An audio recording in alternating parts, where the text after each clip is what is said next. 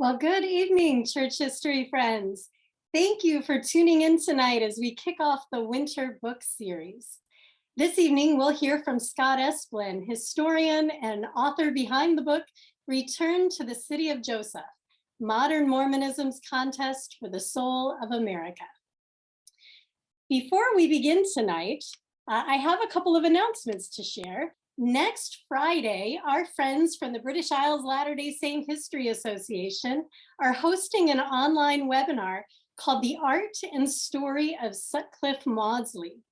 The guest presenter, Stephen Buell, will explore the life and story of this 19th century painter who immigrated with his family from England to Nauvoo in 1842. The online program will take place on February 25th, beginning at 1 p.m. Central Time. If you'd like to register, I encourage you to go to the website that appears on the screen and in the chat. The Winter Book Series is not only a great way to learn church history and to meet the historians behind the latest discoveries in church history, it's also an opportunity to support church heritage.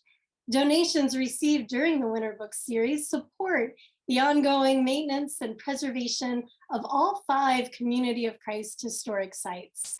Friends, thank you for your generosity and thank you for helping preserve church heritage.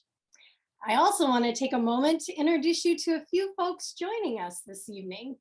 Lachlan Mackay is joining us from Nauvoo, and he will serve as our host tonight. Welcome, Lach. And from Kirtland, we have Seth Bryant co-hosting this evening and helping manage things from behind the scenes. It's good to see you, Seth, and thank you for joining us. Now with that, I'll turn the microphone over to you, Lach, to share the plan for the night and to tell us about our guest historian. Thank you, Barb and Seth. It's good to be here. As you mentioned, tonight we will kick off the Winter Book Series by taking a look at Scott Esplin's award-winning publication, Return to the City of Joseph, Modern Mormonism's Contest for the Soul of Nauvoo, through a presentation titled Capturing a City's Soul, Contesting and Cooperating About the Past to Craft Nauvoo's Future. Seth has already dropped our evening schedule into the chat. Our plan is to first hear from our guest historian. I anticipate tonight's presentation will inspire a lot of questions from the audience. Please post your questions throughout the evening program using the Q&A feature that appears at the bottom of the screen. That's the Q&A feature, not the chat, but the Q&A. When Scott concludes his evening remarks, we will go first to the questions already in the queue. Before we begin, let me tell you a little about our special guest and my good friend. Scott C. Esplin is the Dean of Religious Education and a professor of church history and doctrine at Brigham Young University. He grew up in Utah, Washington, and Ohio. Living near Kirtland as a teenager, he developed a love for the shared sacred sites of the Restoration, a topic he continues to study today. He is the author of numerous publications on Latter-day Saint historic sites. Scott serves on the board of the John Whitmer Historical Association, where he has developed deep friendships with members of Community of Christ. He's married to Janice Garrett, and they are the parents of 4 children. Thank you, Scott, for taking time this evening to share with us. I'll turn the floor over to you as we are looking forward to your thoughts on Nauvoo. Thank you, Lach and Barb and Seth. And thank you all for joining us this evening. I'm grateful to be with each of you and look forward to the questions, the dialogue, and learning from you. I've noticed as I've looked at the attendees on the participant list, a number of dear friends, kind people, colleagues, and associates who have helped me in this project and continue to extend kindness to me. So I appreciate you being here tonight and hope what I share can be of help. I'll share my screen here so you can see a PowerPoint presentation that I've put together. I first of all wish to express gratitude to a number of people who made this book and this project possible. Barb asked me to briefly mention, or in the Q&A, if it doesn't come up, to explain how the book came about. The book started with a man that some of you who are longtime Nauvoo residents or people interested in Nauvoo might know, R.J. Snow. R.J. was a faculty member at Brigham Young University, where I'm employed in Utah, but he took a leave, and an administrator. He took a leave from BYU during the construction of the modern Latter-day Saint temple to serve as in a public affairs role with interfacing between the Church of Jesus Christ of Latter-day Saints and the community of Nauvoo during the temple's construction. And upon his return to Provo, he planned or hoped to write a book about the history of Nauvoo restoration. And RJ was tragically killed in an accident about the time I was a brand new faculty member at BYU. And his widow came to our college and my administrators and asked if anyone would be interested in picking up the topic.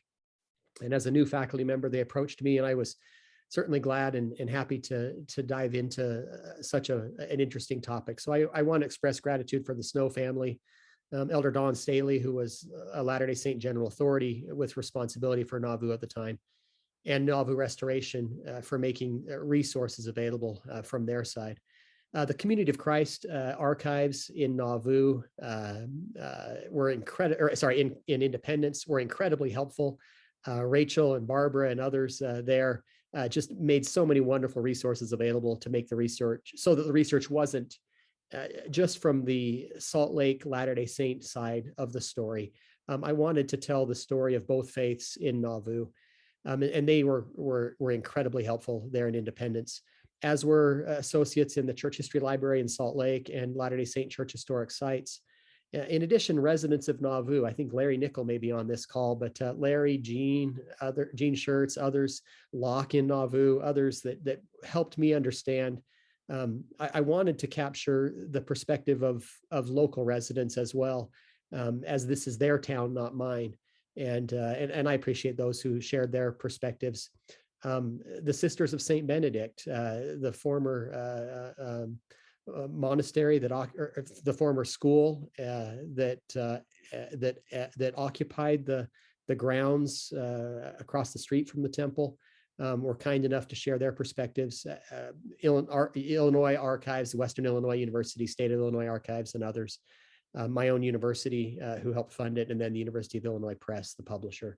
There are just so many who made this possible, and I appreciate any who were on this call who helped me be able to better understand the Nauvoo story. To begin with, I think the first question I would ask is, what are the defining attributes of tourism? Nauvoo is both tourist place and pilgrimage site. And so one thing I grapple with a little in the book, and I've subsequently thought about and continue to write and research on, are the topics of religious tourism and pilgrimage. So as you think about your experiences visiting historic sites, either as a member of the Community of Christ or Church of Jesus Christ of Latter-day Saints or other groups, and there are others on this call, are we tourists? Are we pilgrims? And or can you be both?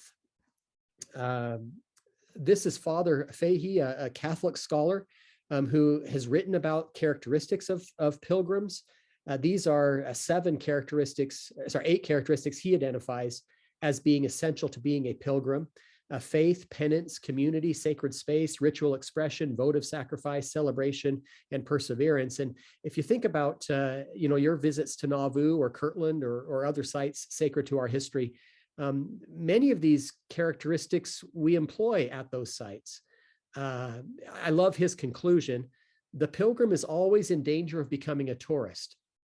But equally true, the tourist is constantly running the risk of becoming a pilgrim.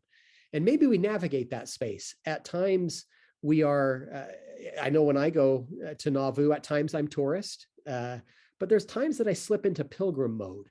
And I love that transactional space where I can be both. I think of, as many of you know, for me, the Smith Family Cemetery is a place where I move from being tourist to pilgrim.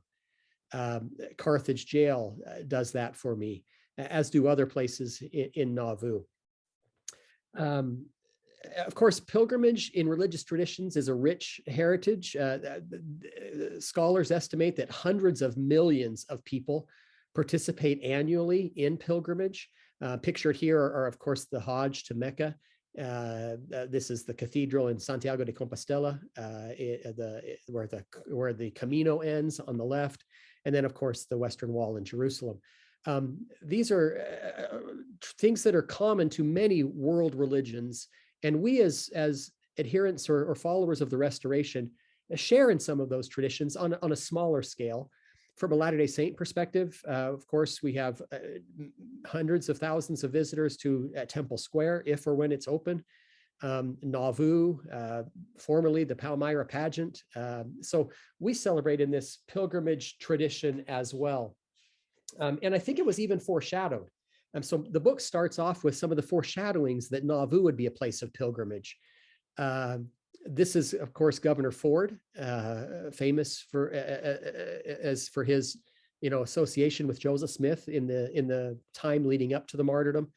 In his later History of Illinois, speaking of the Nauvoo region and the events associated therewith, he wrote, "Sharon, Palmyra, Manchester, Kirtland, Far West, Adamondiaman, Ramus, Nauvoo, and the Carthage jail may become holy and venerable names, places of classic interest in another age, like Jerusalem, the Garden of Gethsemane, the Mount of Olives, and Mount of Calvary to the Christian, and Mecca and Medina to the Turk." So he's making comparisons to this being a place of pilgrimage as early as just a few years after the martyrdom. Of course, scholars have explored the topic as well. This is a well-known prominent scholar of tourism. He makes this observation: the embrace of tourism triggers a contest for the soul of a place. And this is the framework with which I tackled the book. What was the contest over the soul of Nauvoo? Who were the key stakeholders? How did they contest for the soul of this Midwest farm town? And what have been the effects of that contest? And so that's, as Nauvoo embraced tourism in the 20th century, a contest for the soul of the place developed. So I just want to walk you through tonight that contest and its lingering effects today. Of course, one of the effects is the change of the town. This is Latter-day Saint President Gordon B. Hinckley at the dedication of the Nauvoo Temple in 2002. In a kind of a press briefing before the dedicatory services, he quipped to the mayor of Nauvoo, "Hello, Mayor, we've changed your town." And certainly Nauvoo has been changed by all of the things that have occurred across the 20th century in its development of religious tourism and pilgrimage. And so I want to walk through that change. First of all, for those unfamiliar with the Salt Lake perspective on Nauvoo, Nauvoo loomed large in the memory of those who immigrated west. These are a couple of quotes from residents of Nauvoo and then eventual Latter-day Saint church leaders, eventual church presidents in the Latter-day Saint tradition. Wilford Woodruff: "I left Nauvoo for the last time, perhaps in this life." Ironically, it isn't the last time. He does get back to Nauvoo one more time after this quote. But he continued, "I looked upon the temple and city of Nauvoo as I retired from it and felt to ask the Lord to preserve it as a monument of the sacrifice of his saints." So for a period of time, this was viewed by those of us in the West as a monument to sacrifice. John Taylor, also Latter-day Saint Church president and former resident of Nauvoo, expressed it this way. That you'll notice the date. This is decades later. By 1882, he still longed for a return to the place. "As a people or community, we can abide our time, but I will say to you, Latter-day Saints, there is nothing of which you have been despoiled by oppressive acts or mobocratic rule, but that you will again possess, or your children after you. Your rights in Ohio, your rights in Jackson, Clay, Caldwell, and Davies counties in Missouri will yet be restored to you. Your possessions of which you have been fraudulently despoiled in Missouri and Illinois, you will again possess, and that without force or fraud or violence. The Lord has a way of his own in regulating such matters." So for the generation that left Nauvoo, the city remained in their memory, and they longed for a return. Some of them did. Of course, they weren't in the area, nor were they able to do anything. And so, as all of you on this call will likely know, for the first decades of the 20th century, Nauvoo was dominated by the then called Reorganized Church of Jesus Christ. Initially the Smith family, and then as those properties were slowly deeded to the church, they controlled the message and the visitor experience in Nauvoo for the first half century of Nauvoo's story in the 20th century. This is Alexander Smith writing to E.L. Kelly, describing a growing interest in Nauvoo. I haven't for years felt a particle of interest in the old place until late. I feel we ought to take advantage of every opportunity to get a foothold there again. So throughout the early 20th century, the RLDS Church established a foothold in Nauvoo, largely in the Smith family properties, for which I'm grateful. I'm grateful that they did so to preserve these sites that we all love to visit. But as the century progressed, interest from the West continued to encroach on Nauvoo. This is Hemmon C. Smith, again writing to E.L. Kelly in 1905. The Brighamites have recently been here over 50 strong and held a conference. They've made quite an impression on those who want to sell property by giving out the impression that they are coming back to build up the place within 2 years. So rumors that the Latter-day Saints from the West would return persist across the 20th century. They start as early as 1905. But as I mentioned, the RLDS Church developed the properties, the mansion house, the homestead, the cemetery. Pictured in the bottom right here is the foundation to the now red brick store. They maintained the presence of Nauvoo in those early decades. The first Latter-day Saint foray in the area is Carthage Jail. In the early 1900s, Latter-day Saint Church president and son of Hiram Smith, Joseph F. Smith, is how we refer to him in our tradition. Joseph F., on behalf of the church, purchased the jail. It was the first historic site structure, historic building purchased by the Latter-day Saint faith among all of its historic sites. But we didn't do anything with it. For the first several decades, it was a residence. People would tour the site, but eventually, and we don't know all the reasons, Joseph F. Smith visited the site. He actually, on the one occasion of his visit to the Carthage jail, when he was taken to the room where his father was killed, the martyrdom, one attendee with him said he broke down in tears, covered his eyes, and said to his companion, "Charlie, get me out of here. I hate this place, right? I despise this place." The feelings were raw for Joseph F. Smith, who was just a young boy when his father was killed. And so that's our first purchase, but really nothing in the area of significance. But rumors persisted. This is now, again, 1905. The Utah Mormon Church intends purchasing property in Nauvoo, as was done in Carthage and Independence. Looks like the Utah Mormons intend returning to the beautiful land. This is the Nauvoo Rustler, a local Nauvoo newspaper. But the first development in Nauvoo itself was a shared relationship, a partnership with Community of Christ, then RLDS Church, at a site that is and is owned by the Community of Christ, the Red Brick Store. In the 1920s, the Latter-day Saint Church from Salt Lake, with the blessing and participation of church officials from the RLDS Church, erected this monument adjacent to the foundation of the Red Brick Store. And this monument sat there for 30 years. It's now been relocated near the Latter-day Saint Visitor Center. I'll tell that story in a second. But it was a partnership. The church president of the RLDS Church participated, hosted the dedication, spoke at the dedication. But if you can see the monument carefully enough, there are some difficulties. At the very top of the monument, you'll notice an ox skull. The monument basically tells the story of the founding of the Nauvoo Relief Society and the Red Brick Store's role in that. But the ox skull is a symbol of the Latter-day Saint Pioneer Trail. And so with that very marker, it signals the Westward Church and its placement in Nauvoo. Eventually, a man by the name of Wilford Wood started acquiring property personally in Nauvoo. He personally acquires property associated with the temple lot, and then in a period of almost a dozen transactions, acquires piece after piece until eventually he, on behalf of the church, acquires the full temple lot clear into the 1950s. And that perpetuated rumors again. This is now jumping to the 1930s. This is the Carthage Gazette. The leaders do not deny that they are planning to rebuilding the temple at Nauvoo. So what was it for some of us, one of the best kept secrets of the late 20th century was one of the worst kept secrets of the 1930s, that the temple might be rebuilt. They were already advertising or planning that in the Carthage Gazette.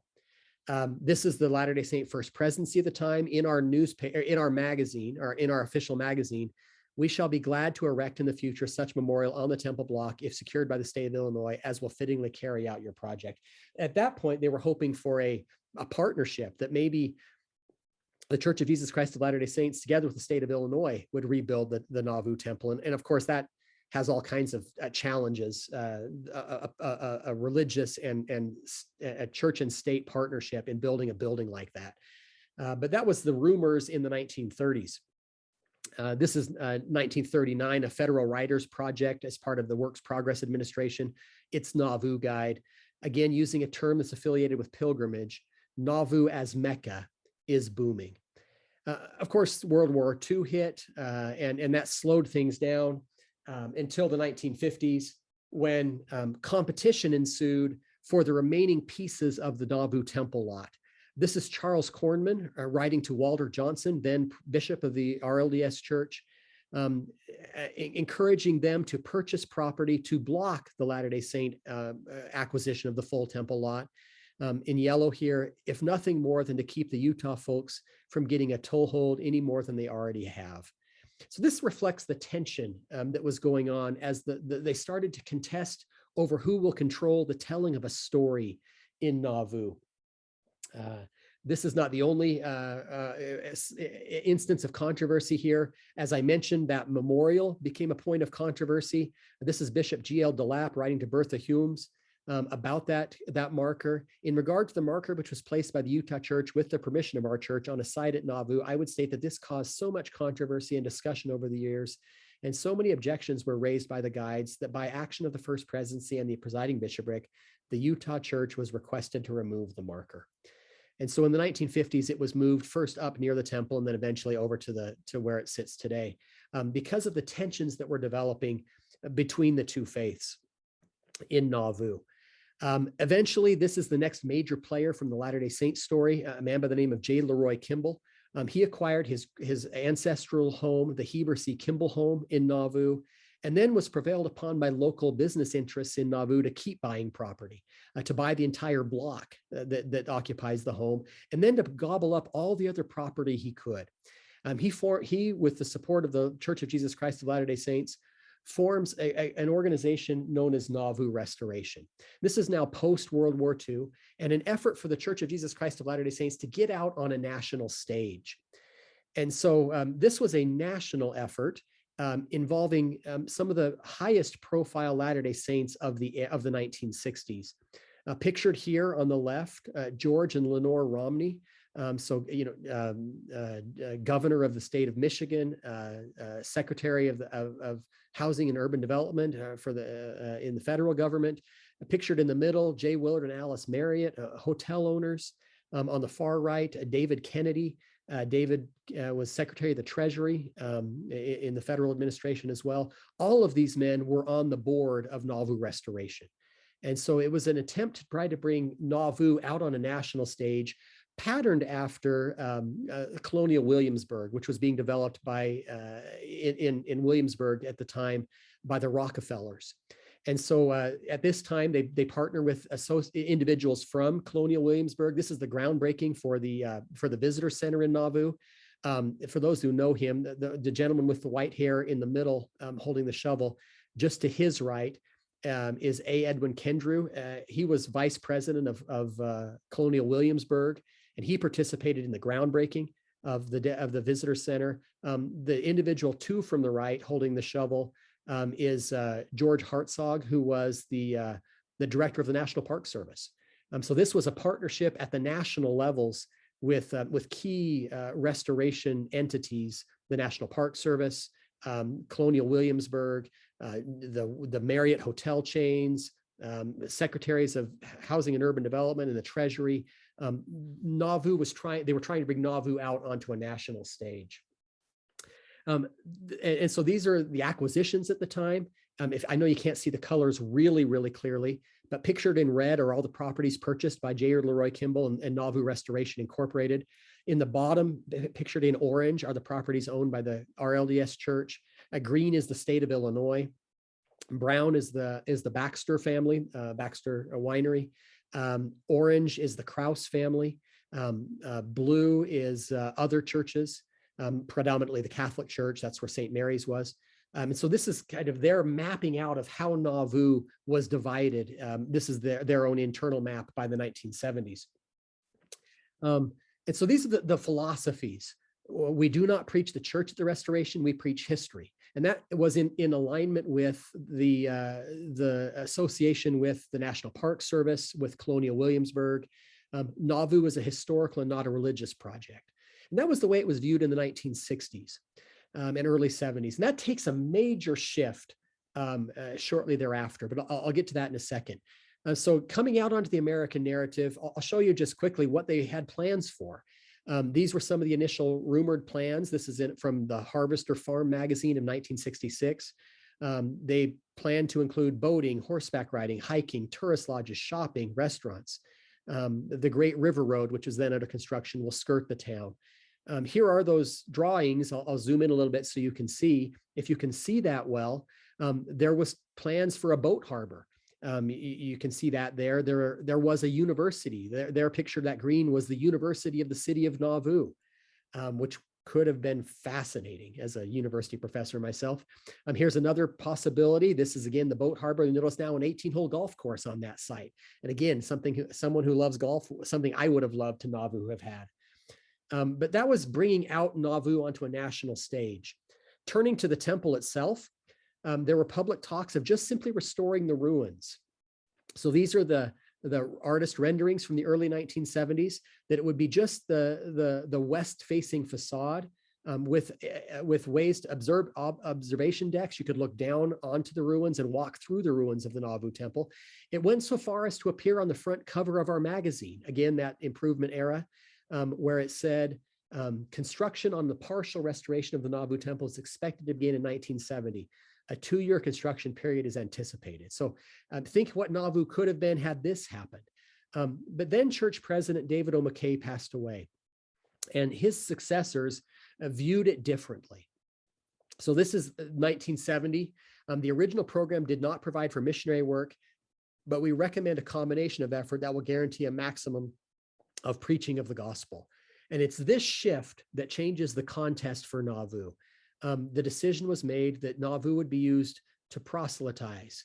And that causes the National Park Service, understandably, to step back, Colonial Williamsburg to not be involved, and creates the tension between the RLDS Church and the community and the Church of Jesus Christ of Latter-day Saints in Nauvoo for decades. So in the book, I talk about a restoration frenzy that ensued. Kind of anything you can do, we can build better, a contest between the two faiths. One restores a home and the other restores a building. One builds a visitor center, the other builds a visitor center. For the sesquicentennial, the RLDS Church rebuilt the red brick store. The Latter-day Saints developed the pageant, and just kind of a back and forth across the 1970s and 80s, a building frenzy in Nauvoo. And while the Latter-day Saints seem to have shifted towards proselytizing, the RLDS Church decided they were going to focus on historical expertise. So this comes from the Nauvoo Planning Commission report from 1968. Although the development of Nauvoo has been taken over by Nauvoo Restoration, the Joseph Smith Historical Center, with its properties, features, and narrative, can be developed to be a superior specialty in the total effort for the restoring of Nauvoo. And that sets up varying viewpoints. One's going to focus on historical accuracy. The other's going to focus on visitor experience, with a goal or an aim of trying to introduce people to a gospel message. Eventually, that construction paused. By the late 1980s and early 90s, the Church of Jesus Christ of Latter-day Saints announced they were no longer going to do active building construction in Nauvoo. They were going to pause. They felt like they'd done enough, that you had a patchwork that could capture the soul of the city. And that's the way it remained for about 10 or 15 years until the stunning announcement of the rebuild of the Nauvoo Temple in the late 1990s that kind of caught everyone off guard. I didn't mention this before, but Latter-day Saint Church President Gordon B. Hinckley is the one who makes that announcement. And it was his father who was director of the site of the area in the 1930s when they already talked about rebuilding the temple. And in some ways, this was kind of the son filling the father's mission, filling the father's dream. So that was kind of the where things stood at the end of 2000. Are the temple rebuilt and the two sites entrenched in their positions. But as the book examines, there are other stakeholders in Nauvoo. This is longtime Nauvoo historian Ida Bloom. When Nauvoo fell into decay after the Mormons left, it became one of the nation's richest compost heaps. Anyone coming here will learn an unparalleled chapter in American history. While there are stories in Nauvoo about the RLDS Church, Community of Christ, there's stories in Nauvoo about the Church of Jesus Christ of Latter-day Saints, there's also rich stories in Nauvoo about the Catholic school that was there, about the Icarians, about the local German, Catholic, Lutheran, Protestant individuals who made that their home throughout the 20th century. And those people feel like they should have a voice in their city as well. So the book examines also early Catholic presence in the town. Of course, most of you will recognize the Church of St. Peter and Paul, the school, the Sisters of St. Benedict School, Villa Maria, that is there, the old Parley P. Pratt home, the St. Mary's Academy, which was a school clear until the 1990s, a boarding school for girls. There was a boys' school also there for a period of time as part of that. So the book explores their story and what happened to them in Nauvoo. This is Roberta Busson. She was one of the Sisters of St. Benedict that moved upriver to Rock Island. She was kind enough to allow me to interview her about the sale of the properties and her feelings for leaving Nauvoo. And this is what Roberta said. The reality in Nauvoo was the restoration projects had really grown and there wasn't any sense of competition. It was just that it was hard to be known for who we were. We were kind of overshadowed by the Mormon Church. And so that's, in some ways, she captures some of the feelings of the locals during this contest throughout the 20th century. This is the prioress of the monastery during the time of the sale. I think most people are understanding of our situation. We know the Latter-day Saints take good care of their property. It certainly makes it a little bit easier. They've been respectful. We've had a very good relationship with them. They purchased that building that's there as well as all the properties, making room for the temple to be built. But quickly the buildings were demolished, and you can see this picture here of the building across from the temple being taken down. This is a Nauvoo commentary at the time, Nauvoo residents commentary. The monastery and chapel weren't needed in the Mormon scheme of things, and furthermore obstructed the unencumbered view of the Mississippi River that the Mormon faithful enjoyed the last days before their flight west. So the buildings had to come down. And that has created tension in the town because this was a gathering place for the community, a place where people could assemble in a non-denominational way for Easter services, other celebrations in town. And so that has been a difficult thing. This is another local, the Krause family, businessmen in Nauvoo during the 1970s heyday. Elmer Krause reported in the newspaper in St. Louis, "We're not a part of the big plan. Never was the community invited to share in their plans. They told the people what a wonderful thing they were doing for Nauvoo. With all this building, with all the publicity, we can't interest businesses in moving here. And in back of it all, they keep saying, look what they were doing for you, but I'm afraid that they're just doing it for themselves." So the tensions, as you fight over the soul of a city, when tourism takes over, as that book title was mentioned, you make a devil's bargain. There's certain things, certain industries that win and certain industries that suffer when tourism takes over a town. This is again Elmer Krause. "I'm happy to see the restoration of these old homes in the Midwest is fortunate. It's being done on a quality basis. They're doing a splendid job. I think we should try to help and still keep our identity, but no one likes to be pushed around or ignored." So to conclude, some of the more modern comments about Nauvoo. This is an interview in 2003 at the time of shortly after the dedication of the temple. I would say the majority of the population of Nauvoo wish this had never happened. They just as soon not have the Mormon influx and keep the town the way it was. It's changing their town. They live here because they like this quiet little community, and also it's a natural thing to have a fear of the unknown. Here's this large influx come in, and they're afraid of it. Another local resident, the city is split right now. There's a handful of people that are against any kind of growth. Those are the ones you hear, the loudest ones. They're not really anti-Mormon as much as they don't want to change their way of life. It could be the largest Jewish group you've ever seen and move into Nauvoo and take over and build some massive synagogue and have 200,000 Jews coming here, and that would bother them. It's just the impact of the people. It's not as much the Mormon church as it is the change of life. And that's, again, one local resident's perspective. This is Father Tony Trostley. Tony was kind enough to visit with me multiple times, and he reported in a local newspaper, no matter what the political climate, it's our role to set up such a relationship that we can engage in open exposition and discussion of our teachings. That's been the approach here. And I hope we're getting there. I hope we can overcome some of the animosities, the feelings of contest in Nauvoo, and instead cooperate. Our LDS church president, W. Grant McMurray at the time, made this comment at the occasion of the dedication of the Nauvoo temple. We share an important slice in history. We share grand and glorious traditions of faith. And I'm grateful for that sharing. I'm grateful that we share, and I hope we can overcome the competition that's occurred in Nauvoo over the years to get to that sharing. Latter-day Saint Church president echoed the theme. Ours is the duty to forgive and put behind us the troubles of the past. Ours is the obligation to rise above old animosities. Nauvoo should be a place hallowed and sacred to which people of all faiths may come and learn. I don't know, and Locke can correct me or others, I don't know if this revelation or this section is in the Community of Christ Doctrine and Covenants. I looked for it and I couldn't find it. In Latter-day Saint Doctrine and Covenants, section 124, a revelation reads about Nauvoo: let it be a delightful habitation for man and a resting place for the weary traveler, that he may contemplate the glory of Zion and the glory of this, the cornerstone thereof. And I hope and pray that happens in Nauvoo's future, that Nauvoo can be a delightful habitation for people, a resting place for travelers, where they can contemplate the restoration movement, all of the restoration movements in this shared sacred space. So that's what my book examines, is the story across the 20th century of the interactions between these groups. And I look forward to your questions or anything I can do to help. And I look forward to any insights. Those of you who know the Nauvoo story better than me, I look forward to your insights in how we can make this happen. Thank you.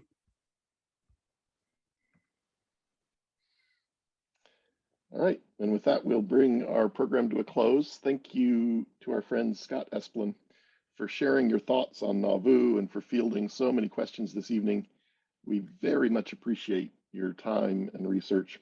Also, thank you to everyone here tonight for offering your thoughts on Scott Esplin's book and for your questions this evening. If you have not already purchased Scott's book, I encourage you to head over to redbrickstore.com to pick up your copy of Return to the City of Joseph. Seth has dropped the link into the Winter Book Series in the chats, where you can learn more and register for next month's discussion. So until next time, take care, everyone. Keep reading your church history and have a great night. Thank you again. Thank you.